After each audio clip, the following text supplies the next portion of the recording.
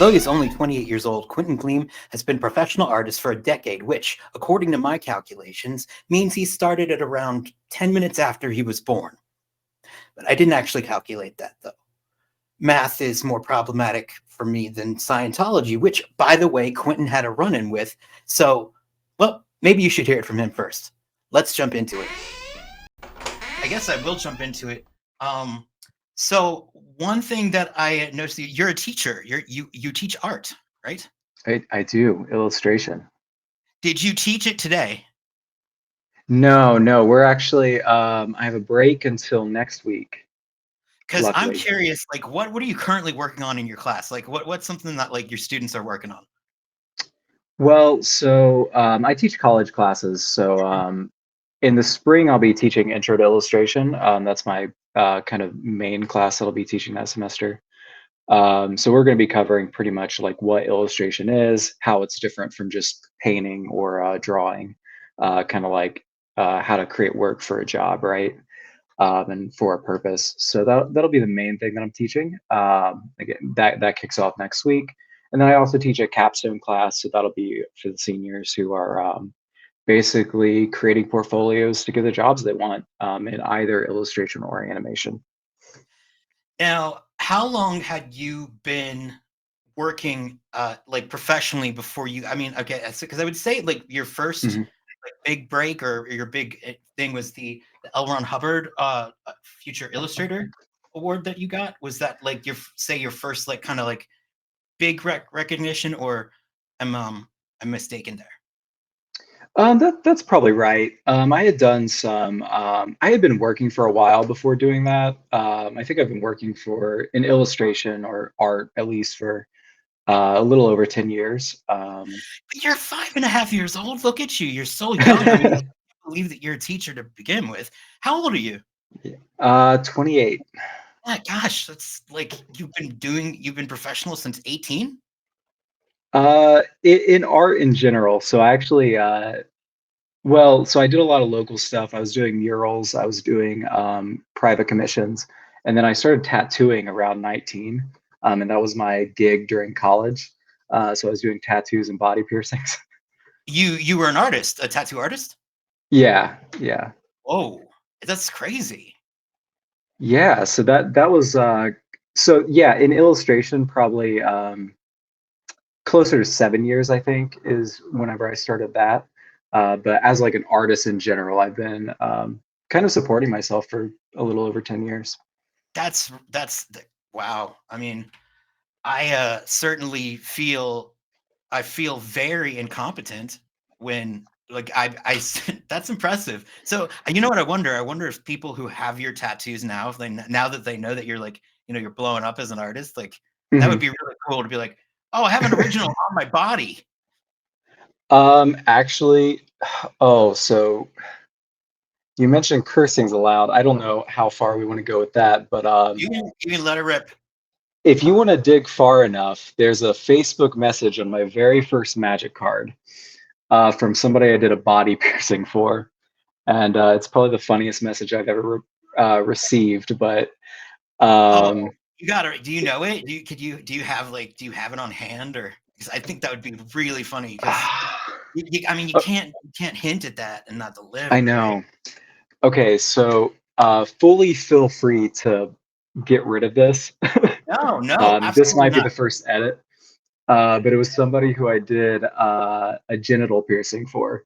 Oh, Uh, yeah, and they commented on my public Facebook, like 3 posts below my mom. Like, this guy, I can't believe like a magic artist pierced my, or something along the lines of that. So, oh my you know, gosh. That's but you know what though? I'd be like I would be more proud of having an actual tattoo than a piercing mhm. because you can't really prove the piercing. I mean, you can claim it, but There's I mean, photos. oh, never mind then. Yeah. I guess then well, is it what would you say is more stressful? Working on a magic art or piercing a ding-a-ling? Magic art, 100%.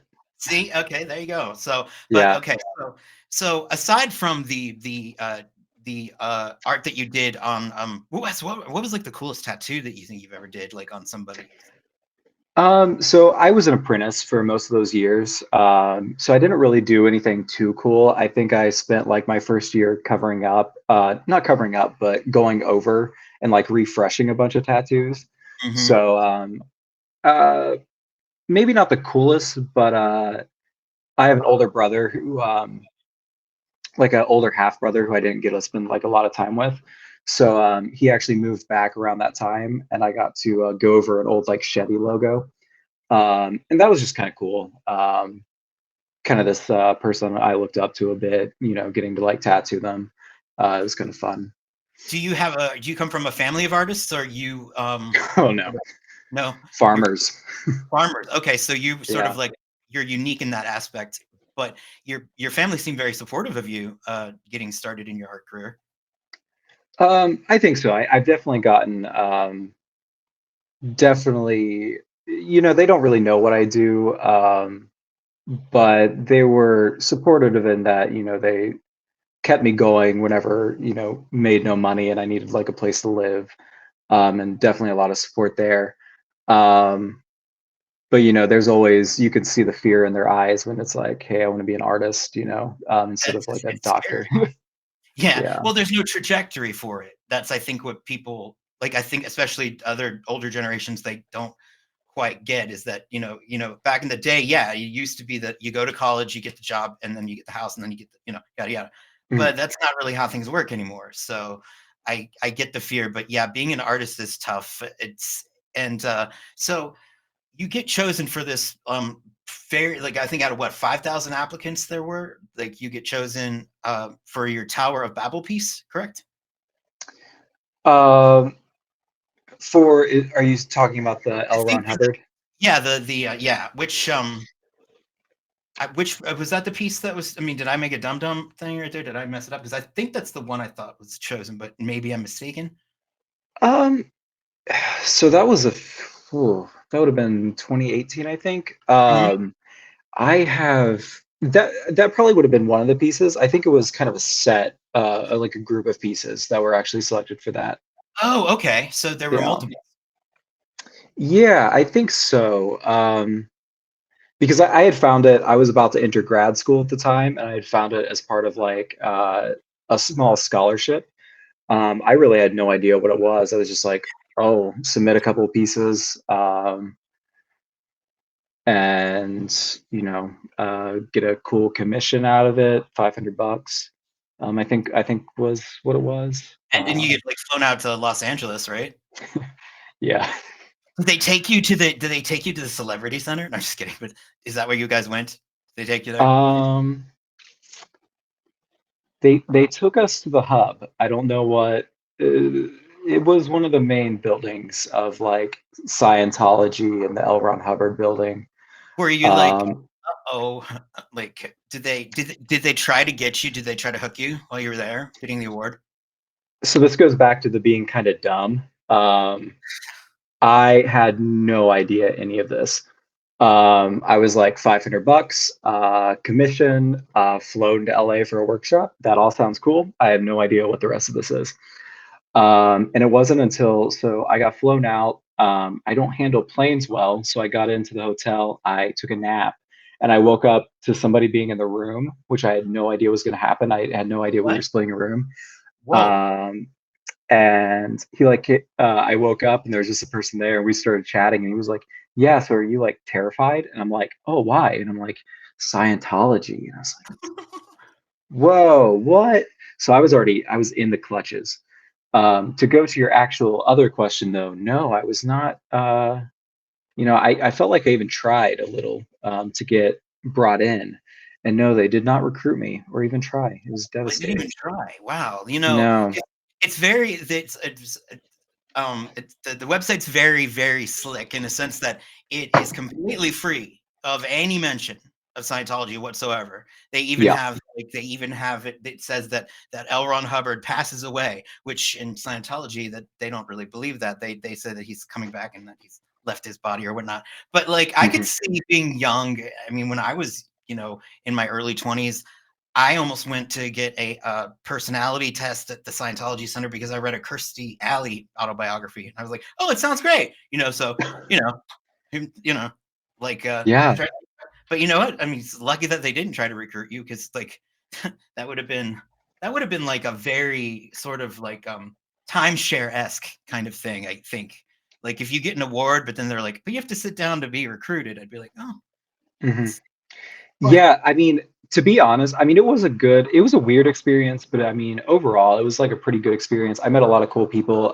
I think Bruce Bernisi, I think yes, who you've talked to, mhm, he won my year as well.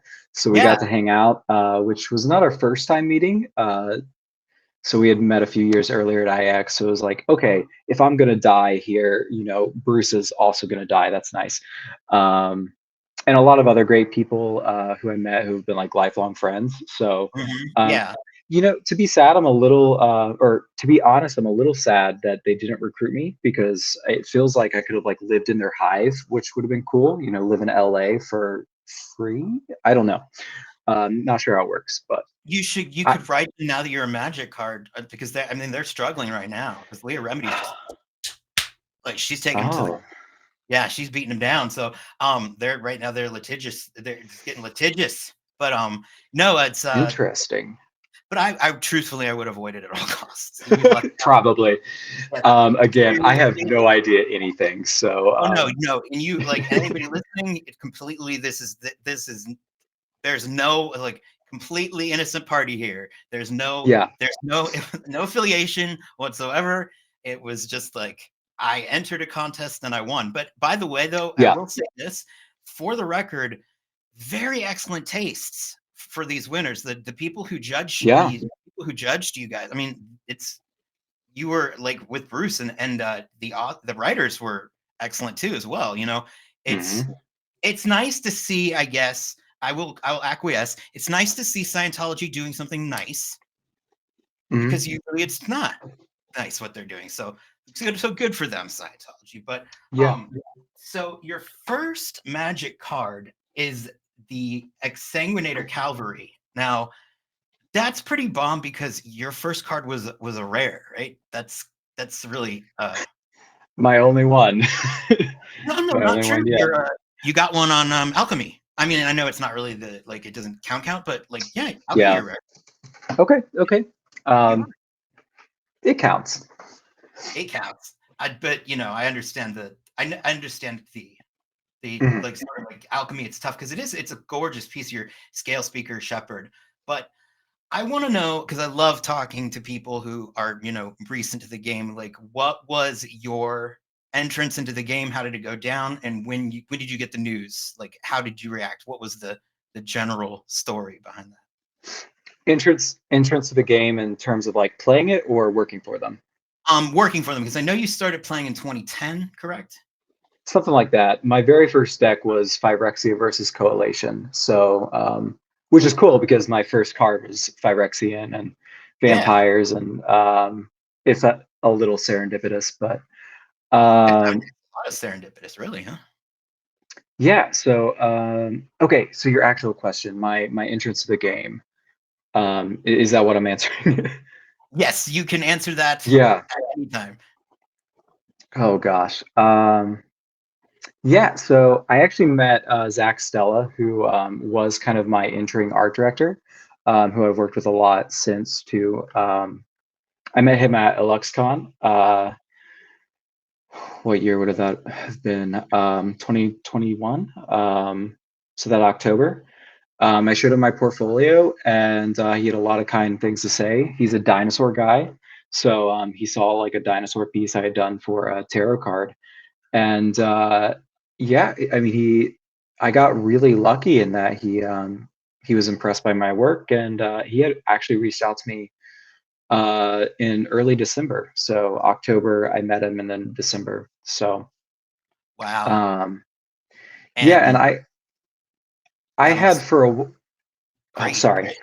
No, Yeah, that I must mean, it was great. I mean, so I had been playing, and I had played. I mean, I was doing tournaments back whenever I was actually like playing the game. I really loved, playing in modern. So I was pretty big into it. And then, I was doing tattooing and eventually decided that wasn't for me. I met somebody, Bastion de Harm, who Mm, mhm. lives in my very small town where I'm from, Really? of like 12 people. Wow. Yeah, lucky stroke, and he kind of introduced me to the world of illustration when I was doing tattooing. I realized that wasn't for me, and I was like, oh, you can actually, I was really only taught that design was the only thing that you could do in the art field. And so like meeting him, it really opened up the possibilities. So kind of at that point, I was like, okay, I'll work at tattooing a little bit longer, start working my portfolio. Shortly after that, I started going to conventions and getting kind of the lower end jobs, kind of, working my way up through the industry. So for a while, like I had built up a portfolio for Magic, and then not given up, but had sort of strayed away from that for a little bit and started pushing more towards book covers. And it was actually my book cover and tarot work that showed like the skills I think that were needed to work for Magic. And then the gaming work I was able to show off to the side and be like, okay, I do know how to do this as well. What's your favorite book cover that you've done? I haven't done many, but my favorite experience, I'm not even sure if the book ever came out. Hmm. Um, yeah, so, but it was it, with an author named Luke Kernan. Mhm. And he was just like really incredible to work with, and really fun. And probably can't say the name of the book since I don't know if it ever came out. Ew. Um, So does that mean that the favorite piece that you've done, are you allowed that would it be something that's even hasn't been revealed? nope. No? Damn. Which um, I don't know if it's my favorite piece, but like my favorite experience working in book covers. Really, I didn't do a lot. Most of it was pitches for comics and small indie publishers. So the indie publishers, not to call them out, but were typically awful to work with, um, mostly because they were mean. Hey, how do you mean And by that? What do you when you say mean, like, were they how do you like, can you give me a specific? the, I don't know. I've worked with a lot of people one on one, and on occasion they can be really great, but usually um, they want too much and don't really realize what goes into creating art. Okay. Um, or not art. I don't know. That feels weird to No, say, but like like yeah, um, they're ignorant co- to the work that's required.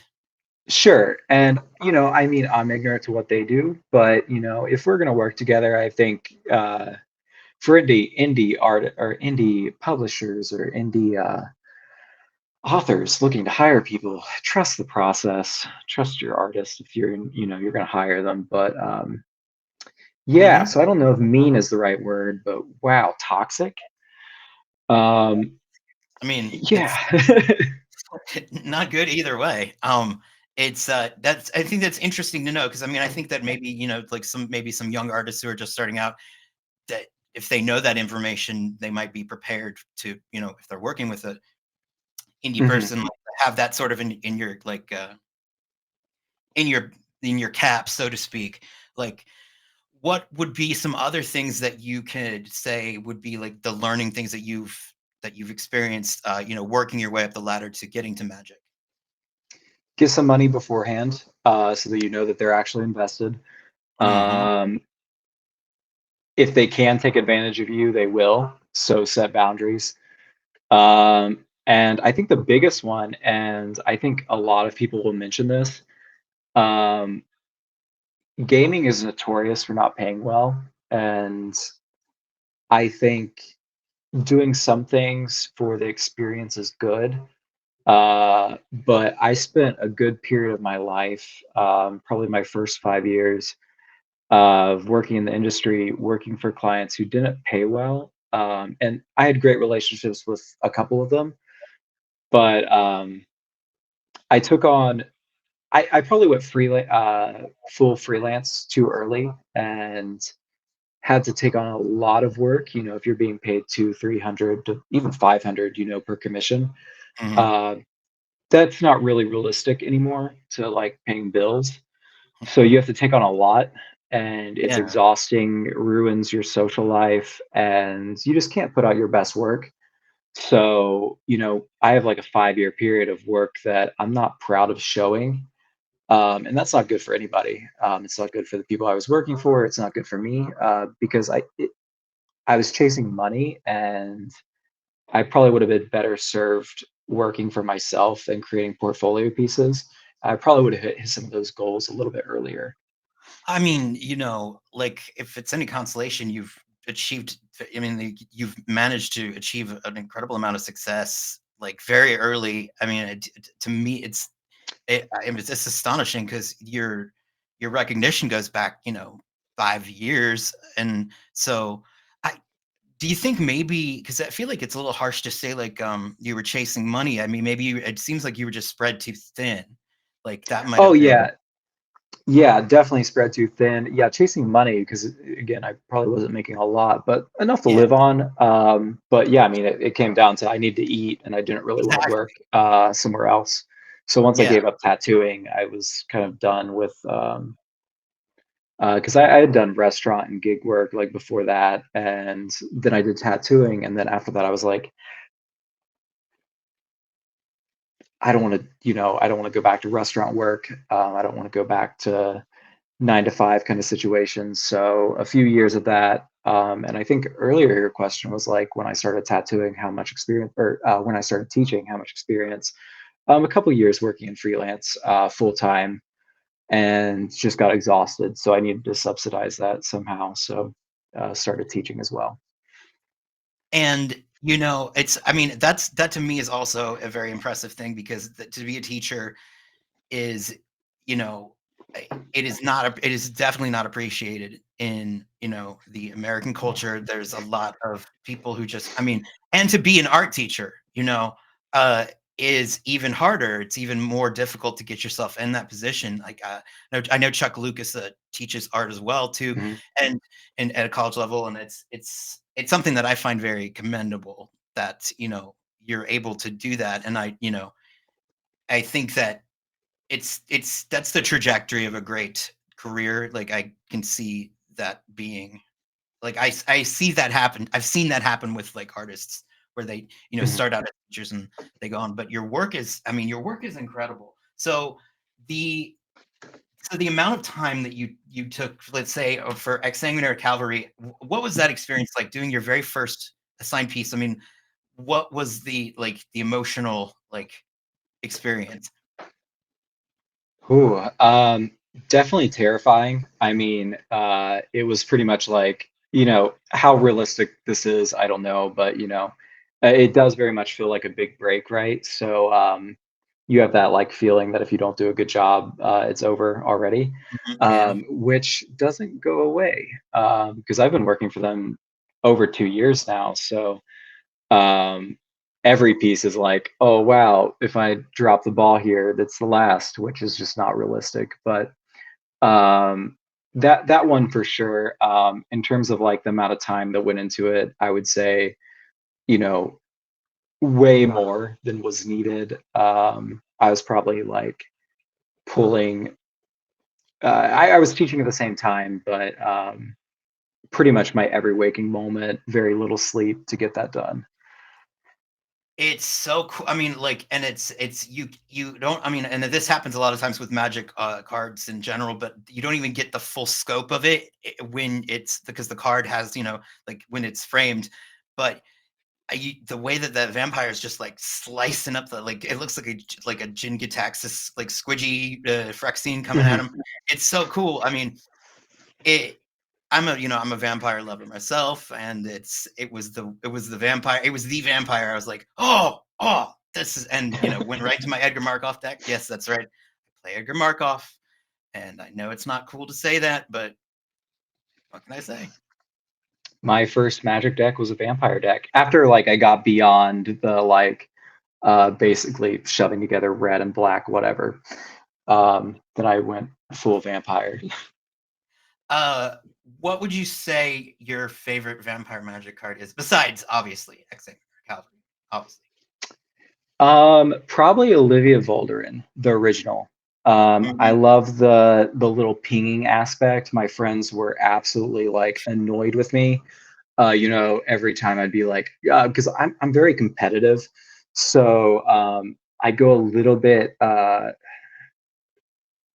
more than I need to.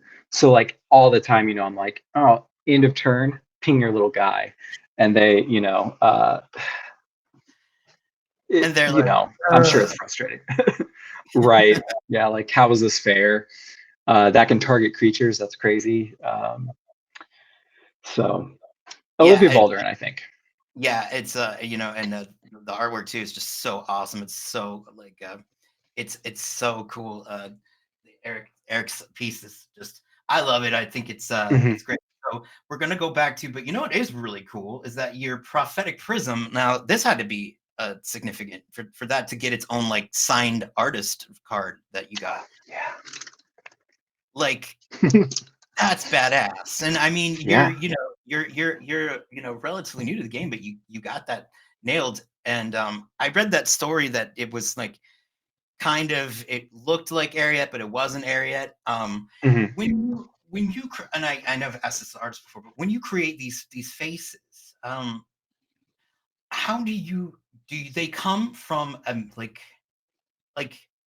she seems so real. She seems so legitimately like as a person. And I know that she is not based off of a particular person, but like, how do you, like, when you're starting out, how do you decide how the face is going to be? Does it naturally come to you as you're drawing, or what is that, the process there? Um, so being somebody who paints like semi-realistically, I'm, reference for everything. So general sketches, I usually start with like I don't really look at too much and I just try to get the idea out there. Um, and like I had an idea of what the witches look like in this set. But for that piece specifically, that was a friend who Okay. doesn't look, it's not exact. I changed like a few things. So a mixture of like a friend, because that one was like that piece was really big on getting the lighting correct. So it's like really cool, like shadow going across the Yeah. face, and this like warm and cool palette. Um, and so that kind of goes back to like the teaching because whenever I started out, I was doing foundational. So, I was like talking color theory at the time, and I was like, oh, I really want to get this into a piece, talking about these like complementary palettes. So, set that up, but pretty much everything I do is referenced. And I think usually my weaker pieces is whenever I forget how much I really rely on that. And I think people can tell, like, oh, that horse doesn't look like a horse or whatever. Oh, I mean, and I noticed it's true. The hands that she has are really spectacular. Like they Yeah. really are great hands. Yeah, And not to toot my own horn, but I did a well, good hand there. like that. No, that's like a Donato Giancola like style, like quality hand right there. It's a like you got that's a hand, and that's AI. Good luck with that one. Like Yeah, so I mean, like yeah. AI with the hands, with the hand. I hope it never figures it out. Just I hope it's Yeah. always disturbing ET looking like nightmare fuel. But Yeah. it's I mean, and I guess it's the conversation. Does that enter into the classroom? What's going on with that? Because it's at the point now where it's impossible to ignore, and it's a genuine problem. And Mhm. do you talk about that with your students, or is that something that's come into the educational aspect of it? Just out of curiosity.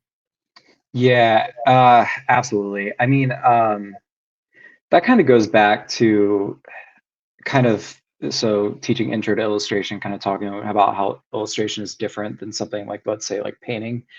Something that, like, I mean, I learned pretty early on is like a good picture doesn't make a good book cover, and certainly doesn't make a good magic card. And there's rules that you have to create an image that meets like a job, and you know, people who are trying to save money, they'll just put an image wherever they want. But what we're seeing is that obviously they look weird and they're not doing the job right, and they look cheap or whatever, and just Mhm. like the quality, but also they're not really doing what they're supposed to. So that's what I talk to students about is that like I don't know what's going to happen.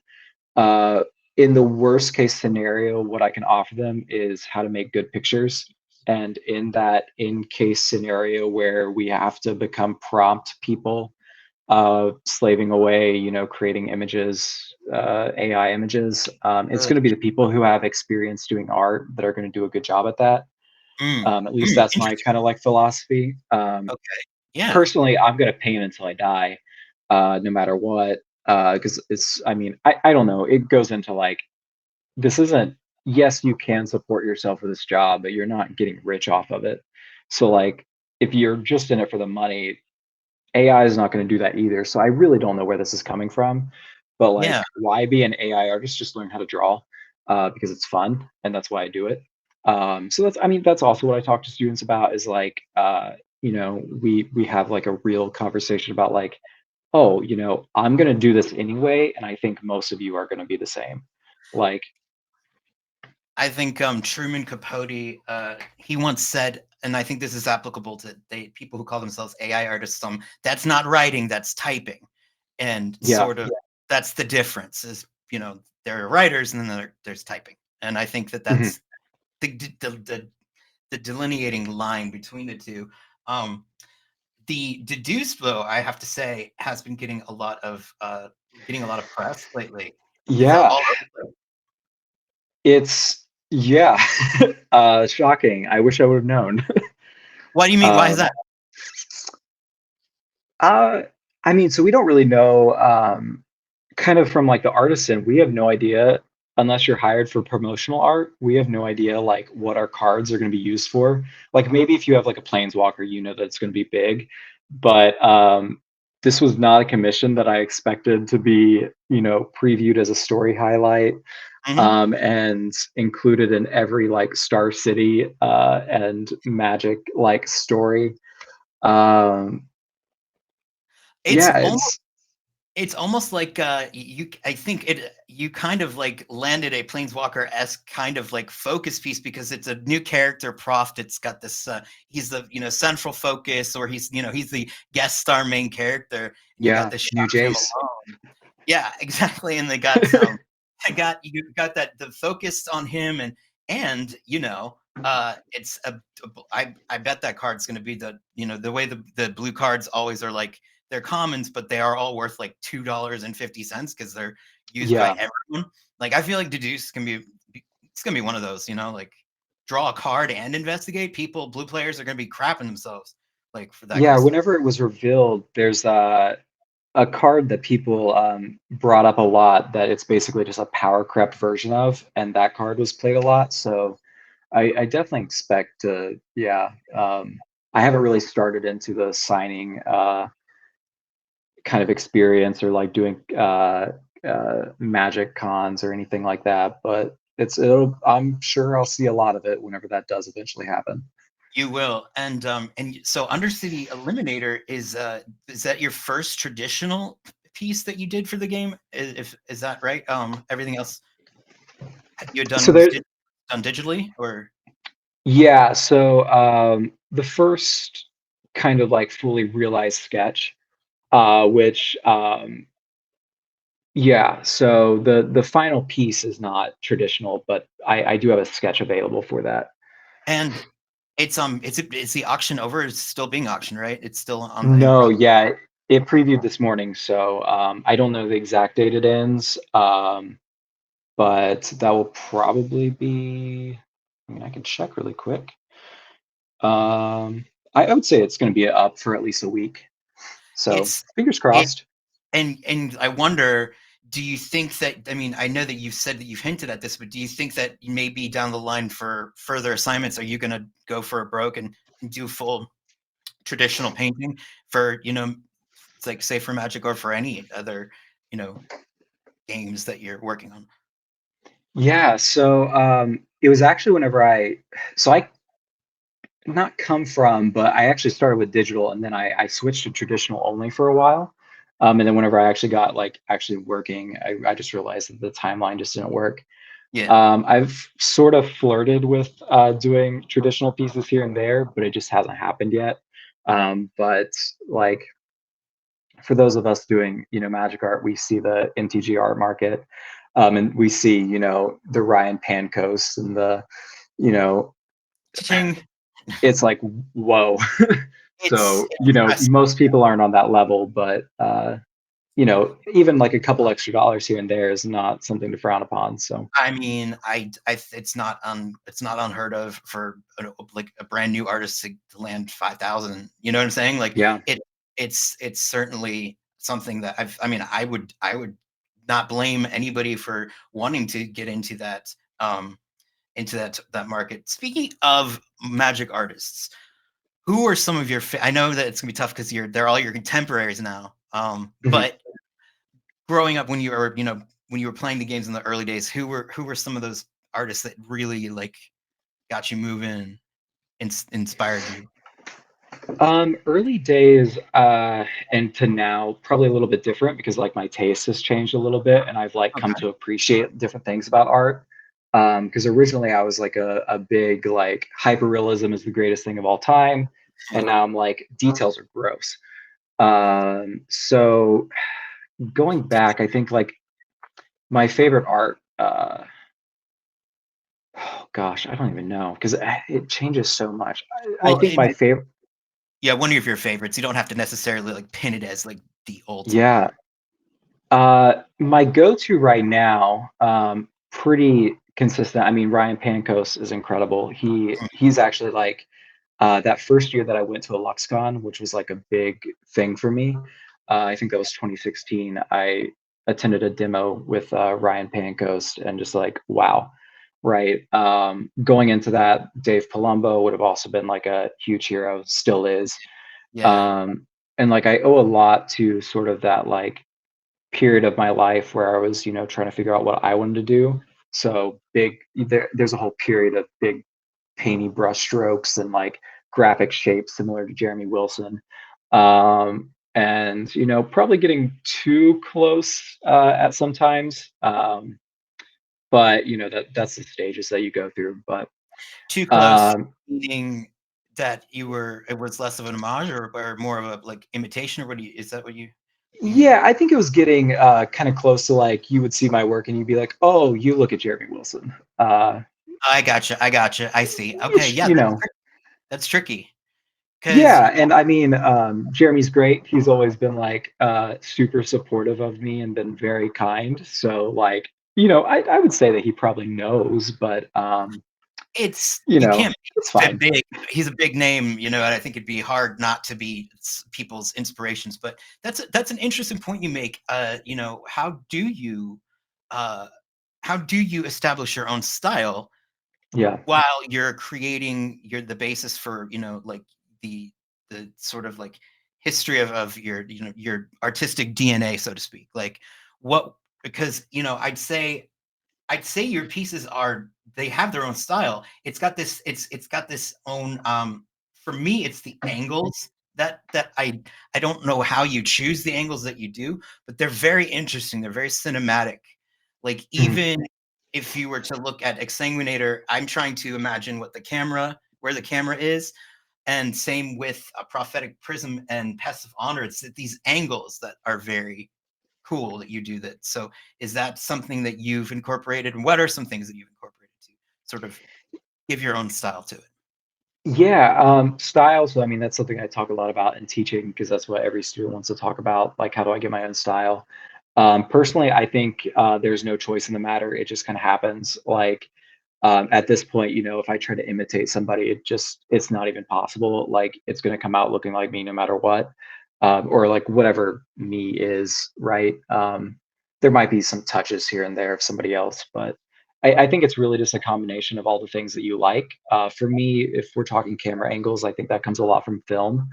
I watch a lot of movies, and I think I pull a lot from kind of like those angles.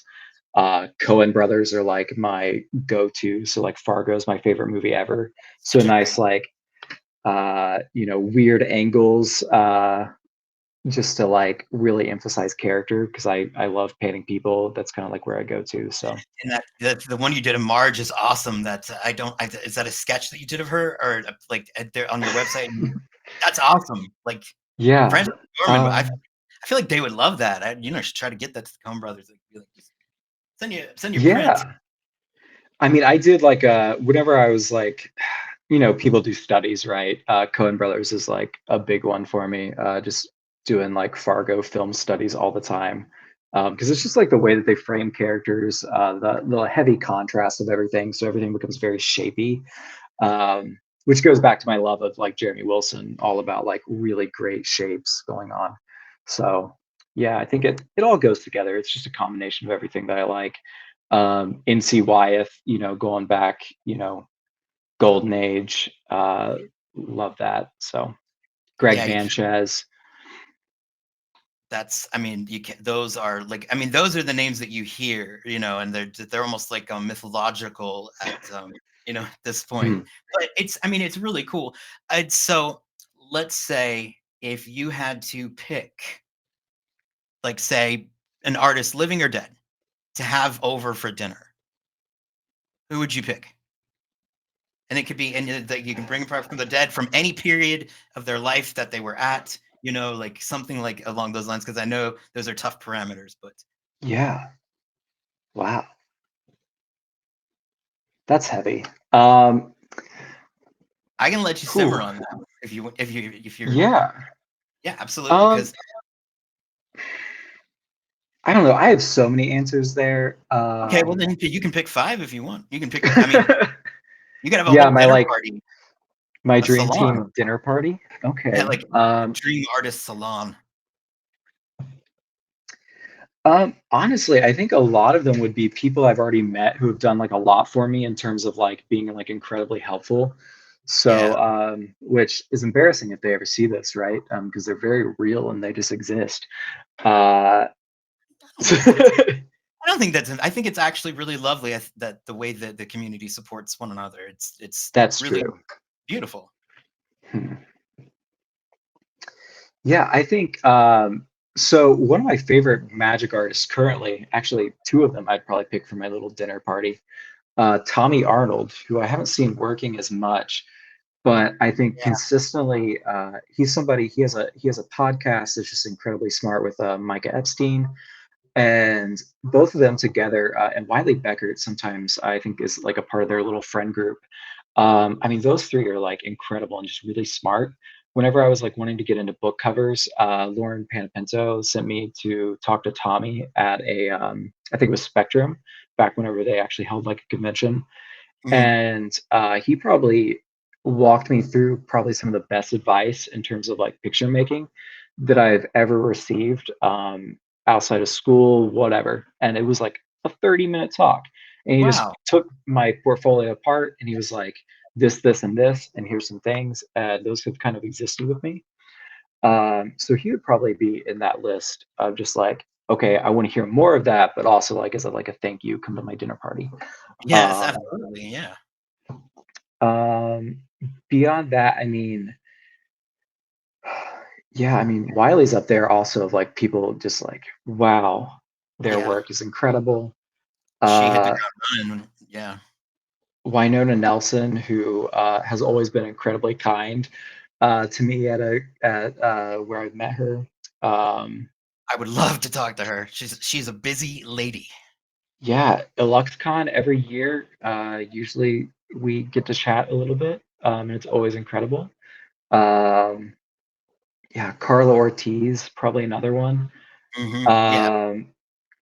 Um, Victor, I don't know how to say his last name, so I'm going to feel horrible. Victor Minguez? Yeah, Adame Minguez. Yeah, you got yeah. Yeah, okay. Wow. He just posted his like angel that I'm mad that it's true. Every time he posts like a oil painting, I'm like, that's upsetting. In the best ways. Um, Oh, I got I would, my game. yeah, I want him to come to my dinner party and bring paintings so that I can like stare at them.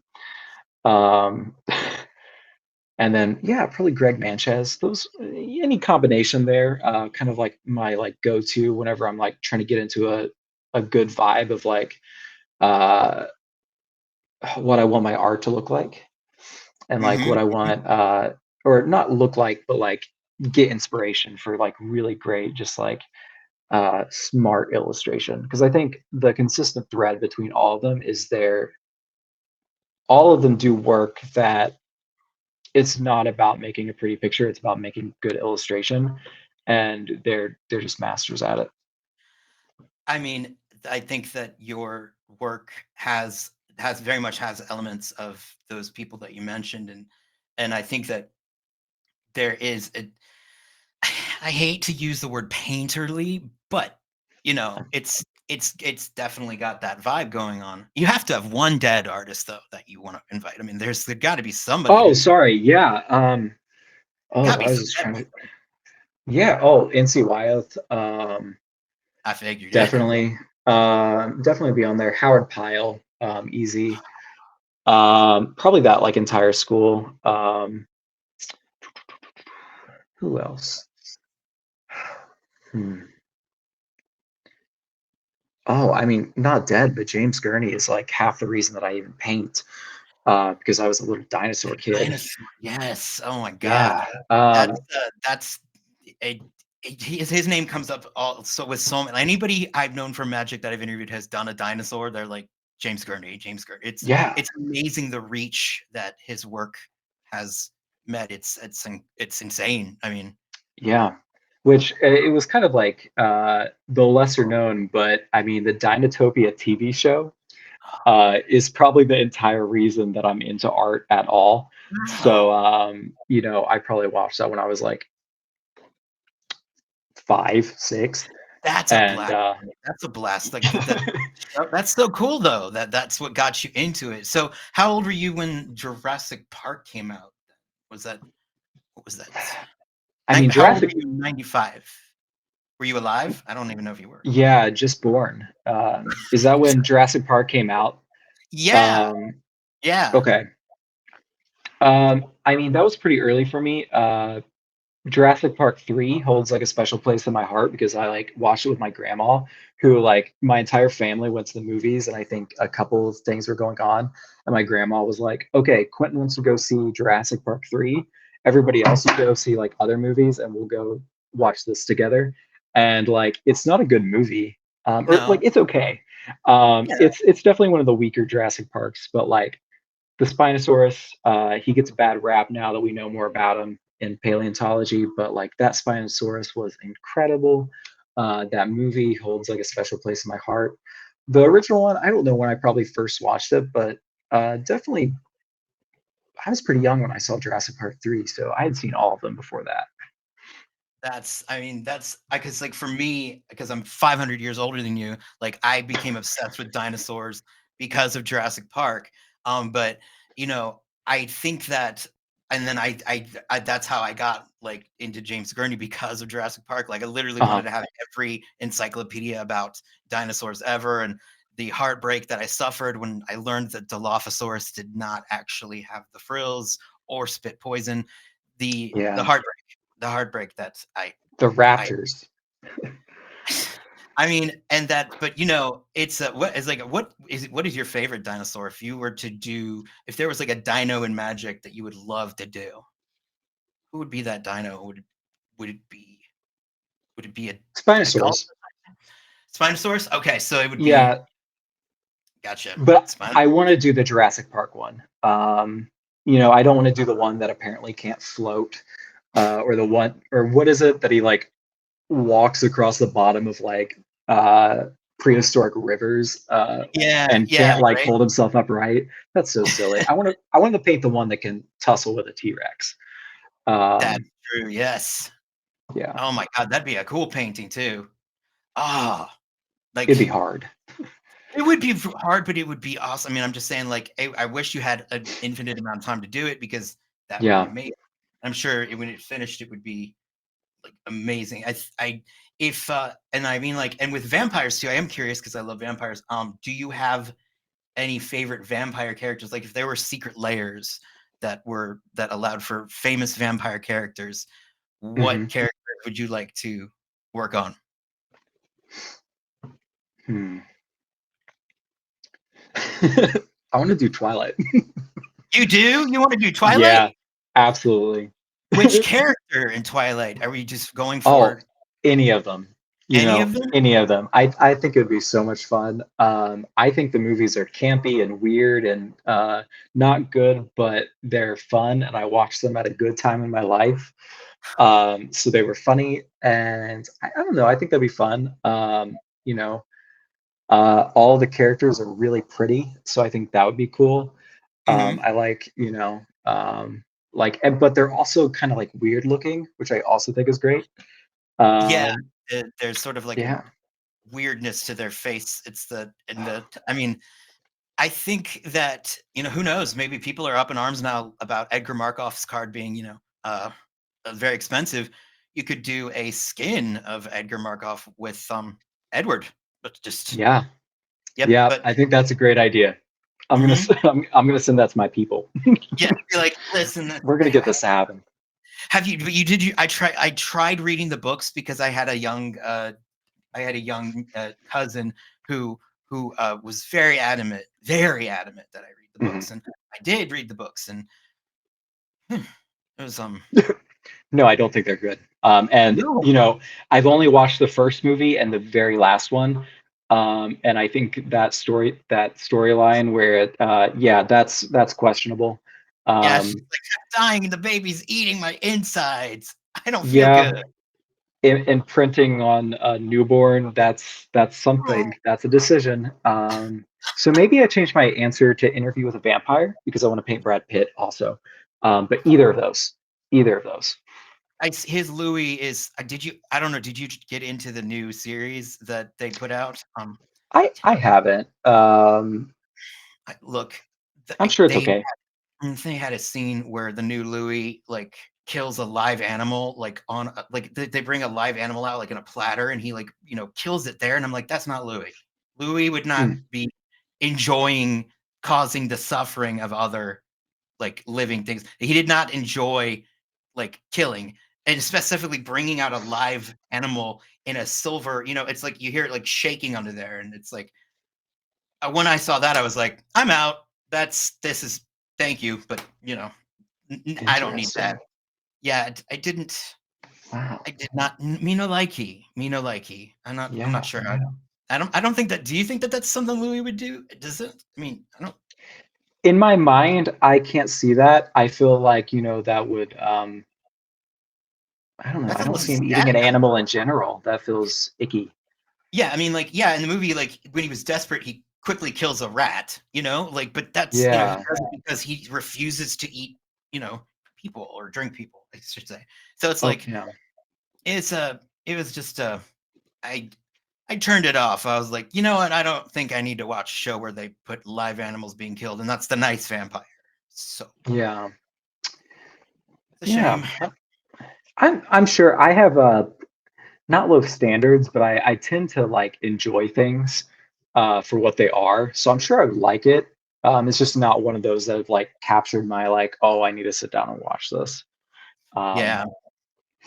Do you have like a but favorite vampire movie? Is it Interview, or is there other ones that just sort of like nailed you? I don't know. Because like even like going back to the original question, now I'm like thinking of like 12 other like things. I'm like, what we do in the shadows would be also like a great secret lair, Oh, that would be right? amazing. That would be so Um, cool. that'd be incredible. I would absolutely want to paint what's his name? The oh my gosh, I feel so Nandor, bad. Nandor, No, or I want to paint the the emotional vampire, whatever oh God. Okay, no, we're gonna cut this out because Colin Robinson. Colin Robinson. That's it, right? Colin Colin Robinson, yeah. Colin How perfect to Robinson. forget his name though, like I of know, all the right? characters. Oh, that would be amazing. You could do so much with that because like Be how you would incredible. be able to like show the like with your like the way that your artworks like you could show the energy being drained just in Yeah, some sort of like perfect. wicked effect. Oh my god, that'd be so cool. Yeah. Yes. What We Do in the Shadows Secret Lair. Make it Hello. happen. Make it Yeah. happen. I mean, Um, we're doing that thing. We're throwing it out in the universe, right? I yeah, think they talk about it in The Secret, which is not a secret because it sold how many millions of copies, but whatever. So yeah, it's throwing it out there on the universe and saying, universe, give us a What We Do in the Shadows, and have Quintin do Colin Robinson. yeah. Give us the universes beyond. Like, let's. I mean, why stop at Secret Layer? Let's get a whole set. Like a whole set of just all these different vampires from different like worlds. Oh, I would literally Oh, that shit would my be pants. cool. I Actually, would that shit my yeah, pants. that'd be good. I would legit like just empty my bowels with glee. And I don't, and I realize it's a strange thing to say, but what can I say? That's what would I happen. get it. But before I let you go, I wanted to know, is there anything that you are currently working on, that you want to like plug, that's out there, that is something, for people to see, that's coming up? Um, Anything like that, and where they can find you. Obviously the socials we'll post in the show notes, but Great. I'll let you fire Yeah. away. Do you know when this will be posted? It will I be mean, posted. It will be posted within the next 2 weeks. okay. So I would say my the auction would be good, but that Yes, will probably be over. probably. Um, so I can't talk about what I'm working on right now. And NDAs, you mean? And it does? Yeah. So Can you talk about what games they are? Because I think you can. no, You no, can't? they You even mention the game so name? what I'm working on doesn't exist yet. So, but it's like I yeah, so even the wow. studio, I don't know if it's public, but it's by people who've created some pretty well-known games, so it should be pretty cool. And should be known pretty soon. But I actually did have to take a break from Magic this wave, so I'll be doing Magic again soon, I think. Probably like within the next couple of weeks, but didn't want to bog down the holidays too much. So right now, I'm pretty much just working on that tarot card right now because that's kind of my like fun project. I love doing tarot projects with friends every once in a while. Um, Like, so your Hierophant was cool. I love that. I love that name. Hierophant's like the cool one to get. yeah, that's the probably the reason that I have most of the jobs I do. Really? Is So that because, that I mean, it is great. It's a great painting. yeah, it kind of took a life of its own. I went from like 150 followers on Twitter to I think like 3,000 overnight. Shoot. Um, yeah, it's a weird one, which is I don't know. I kind of don't like the life that it kind of took on because if somebody, well, now that I do work for Magic, it's a little different. But for a time, it was like, oh, you know my work. I bet it's the Hierophant, which is a weird thing to complain about. But it was just like a weird experience of it, like sort of taking it on a life of its own. I mean, but that's sort of, I guess, maybe, but maybe it was because it was unexpected, like the sudden onslaught of like sort of where the image almost, it's like when you release it to the wild, it becomes the world's, like it's the, Yeah, and the your chicks have flown the coop, and now they're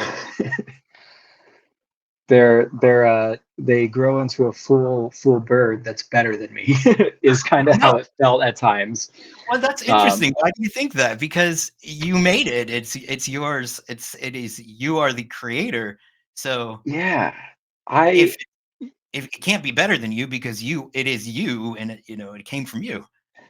see. I don't know if I don't know. It goes into that weird like we can't really perceive our own work, but It's it's true. like almost I haven't hit. I think a lot about that piece is like what I want to do. In terms of style, I don't really know what mine is. I think Painterly is a good quality, but really like this like dark, not like scary, but like just like dark and moody. And I think Yeah. that piece like really captures a lot of what I Yes. want, even like when they're not like a horror piece or like scary or spooky or meant to be any of that. I think there's like a certain like dark quality even in like my lighter Absolutely. pieces. So I think it really hit on that, and I don't know if I've done it again, but at least I don't, kind of chasing that high, I guess. Okay, so that might be the thing is you were not aware of accessing, which I think, and I do think that that is definitely, and it's present in all of your work. The that sort of that undertone of like darkness there.